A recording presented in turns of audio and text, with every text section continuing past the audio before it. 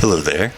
I'm making this video for veteran players in Destiny that want to try something different and always allows you to be in the middle of everything, providing constant health regen, effective crowd control, orb generation, and plenty of damage, and I'm going to keep the loop going. The star of our show is Ergo Sum Art Conductor Caster Frame. This exotic release at the same time as the final shape is my go-to for all content no matter the difficulty. Each heavy attack on the sword sends a volley of arc energy at a target, as well as creating an arc shield around you that provides a 50% reduction to all arc damage, as well as zaps an unlimited number of targets around you for 4 seconds.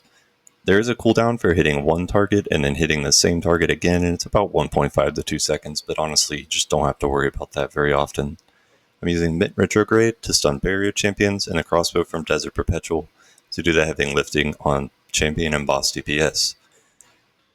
Our exotic class item is Solipsism and Syntheseps. Syntheseps provides a 200% melee bonus damage to everything that you're applying melee damage to, and also the necrotic side of it will spread poison, which is technically kinetic damage in the game, and it will also spread on an elimination of an enemy, and it will clear a room with one melee, absolutely no problem.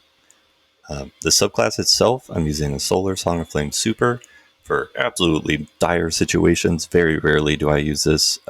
If I'm in the middle of 2 champions, for example, you'll see in the gameplay I decide to use it, and it will give me out of basically everything. Definitely a get out of free jail card. Our Arcane Needle for the melee will allow us to have 3 charges of melee, which is extremely helpful, and will basically allow us to not overflow our melee energy, depending on some of the other aspects and fragments that we have on here, which I'll explain. The Vortex Grenade kind of just helps pull enemies together. I'll also be using Lightning Surge, which is the best man in the wedding of Ergo Sum, and it does stack with Syntheseps and Necrotic from our class item. This will allow you to chunk essentially any enemy in the game. On top of this, Lightning Surge also allows us access to Bolt Charge and Amplified. Amplified will give us a 15% damage resist, and Bolt Charge is something that stacks on rapid weapon hits. And Ergo Sum obviously is doing a lot of hits. It doesn't even have to be a kill, doesn't have to be anything like that. It's just as long as you're consistently dealing damage, which Ergo will always be because you're in the middle of everything, you'll be gaining stacks of Bolt Charge. So occasionally, every 9 hits, you'll see a big lightning strike come from the heavens and destroy everything around it, and that's what's happening there. Devour will allow us to gain our health back after we've used a melee or a grenade to take care of an enemy. After that, any weapon kill will extend the duration and give us a good chunk of grenade energy back. The first fragment that we'll use is Facet of Awakening, which will create ionic traces because we're using Ergo Arc Conductor most of the time, and it will also create tangles if we're using Mint Retrograde, but the ionic traces will increase our energy gains as well. Facet of Balance will be granting 10% melee regen on each light elimination, and 10% grenade regen on each darkness weapon elimination. And that is really the main source of your melee regen, so that you basically have it up all the time and don't really need to think about it too hard. The third one is I'm using Radiant here because it will give us a 15% damage buff on everything as long as it's active after a melee hit, and it'll also create an extra orb on weapon kills. This can also be replaced by Facet of Honor if you find yourself generating darkness energy a little too slowly, because it stacks really well with the first fragment that we have as well. Facet of Protection is almost necessary on this build, unless you just want to play from a distance, which with this build it doesn't really make a lot of sense, but it will guarantee you an extra damage resistance as long as 3 enemies are around you, and that's the same buff that, or same requirements that Syntheseps needs in order to increase your melee damage, so you'll be using it quite a bit. And finally, Facet of Purpose will grant you Restoration each time that you pick up an orb because we have a Solar Super. Now, if you're in harder content than this, I would recommend a Stasis Super because you'll be getting Frost Armor instead of Restoration, which will provide you an insane amount of damage resistance to everything coming in around you.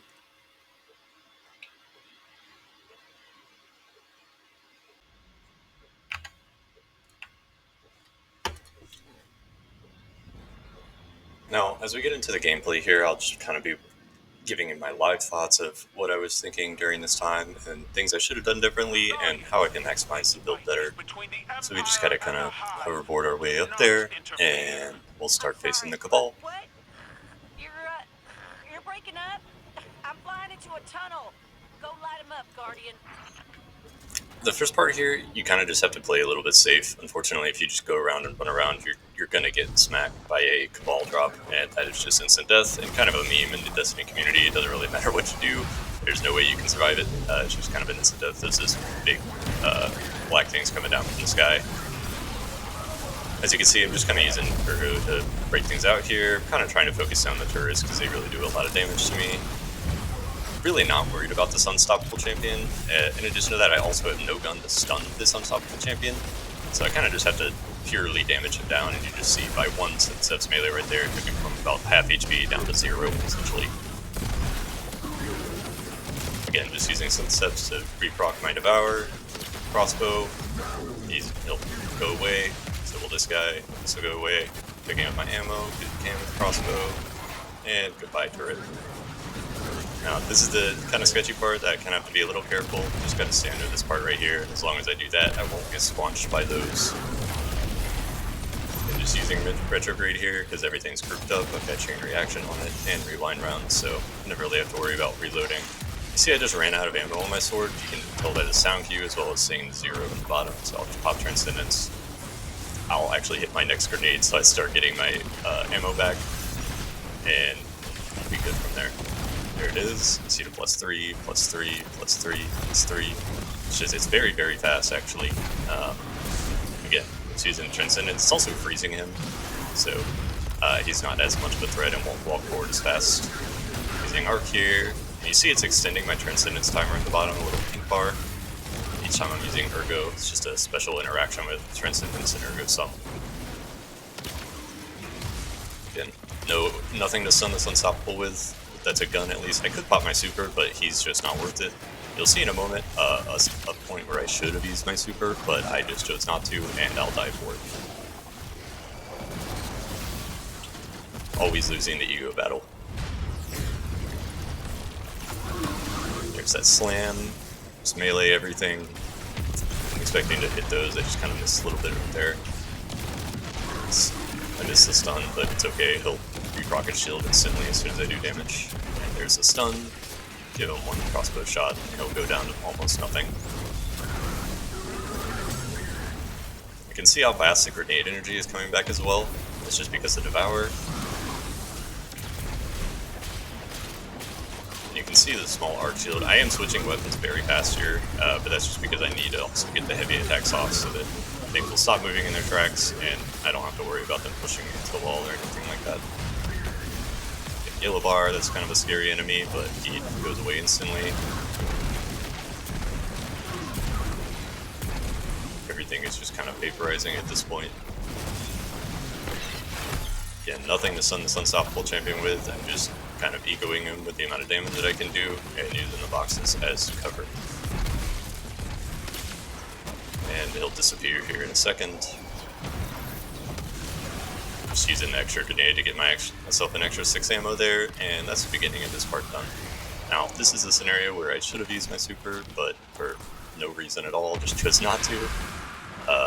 There's 2 unstoppables in that hallway, and I'm hoping that the void grenade I just threw will take care of the squishy ads, which they did. But I'm about to just run straight in there and not care when I should have. Because I only have pistol or super to stun anything, so they'll boop me again, and then the final boop, and the shield smash will take care of me. I took that horribly, so I'm also just going to ego them again and not worry about it. I definitely should have still used my super though.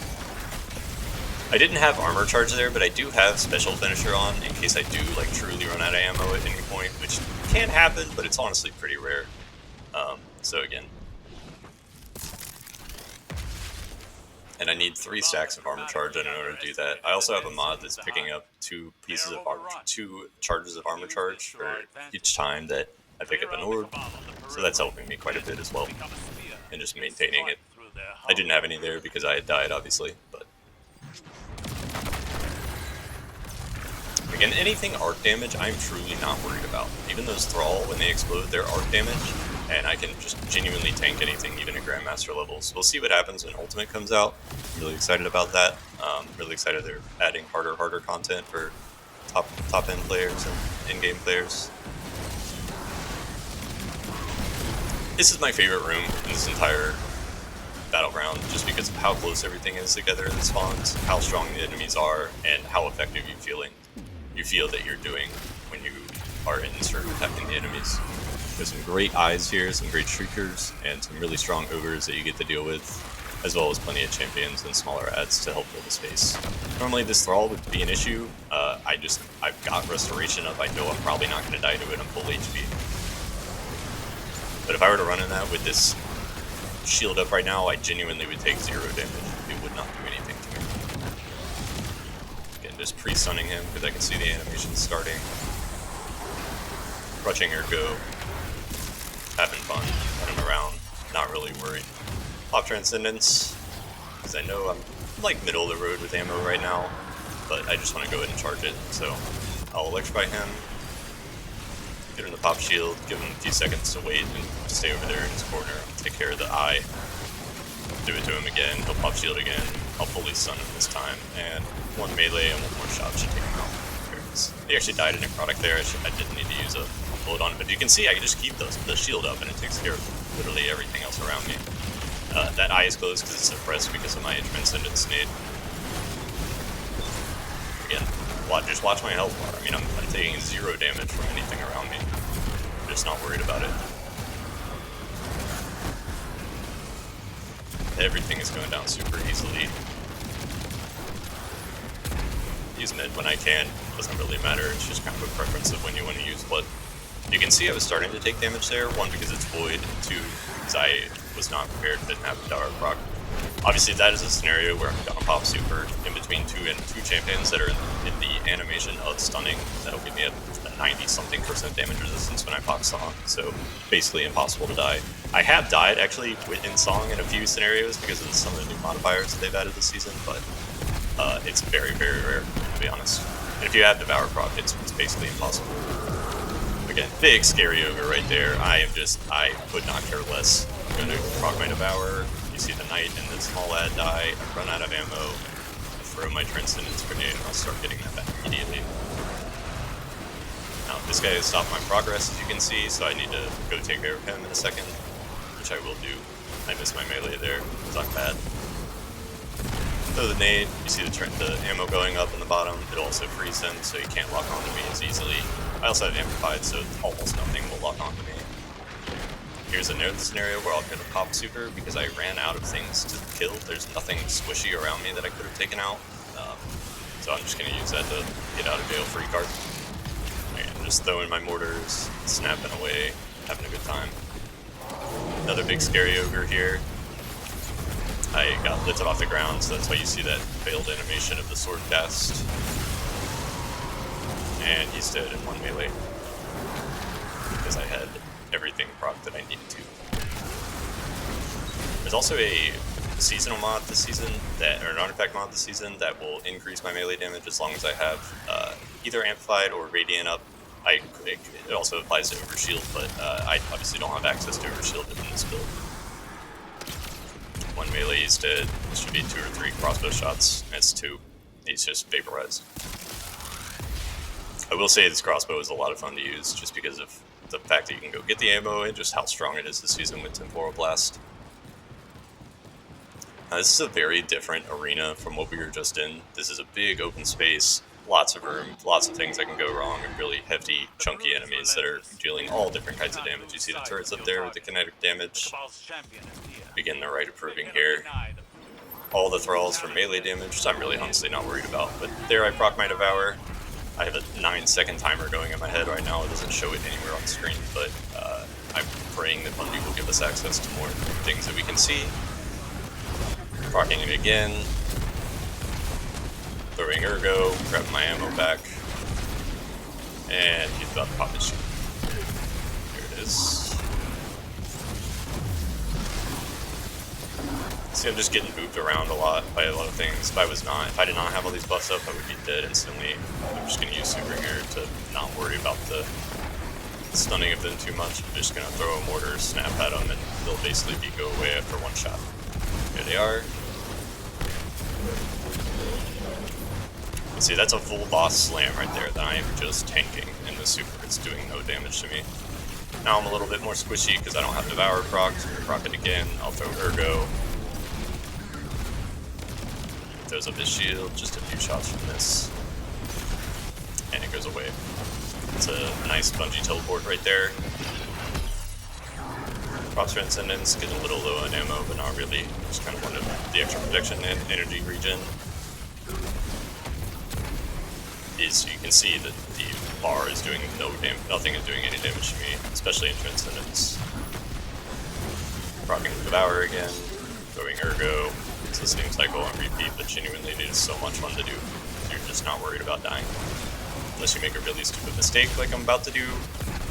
I'm about to go grab my ammo. I don't know why I did this. I shouldn't have done it, but I did it. And you can see the combatant power, 470, so we're 20 power under here, I'm 450.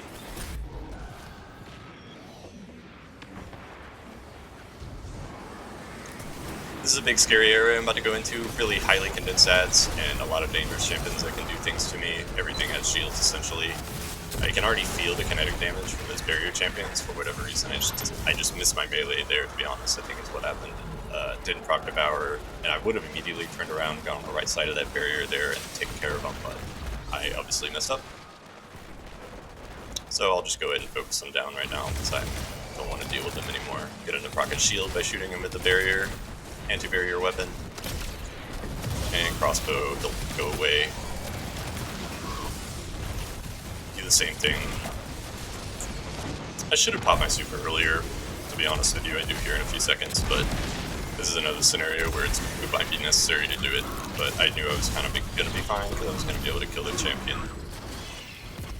And just throwing mortars, snapping away, doing a lot of burst damage, a lot of area damage. And also spreading necrotic at the same time.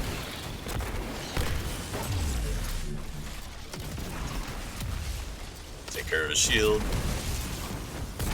Here I'm just waiting for the bar to get to gold so that I can finish the boss and not worry about the score part of it.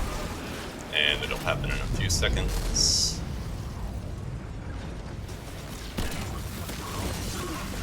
And there it is. So now I can kind of just do whatever I want. I can end the battle whenever I want. I have 6 minutes of time before I get the bonus, so everything just kind of taking the zaps.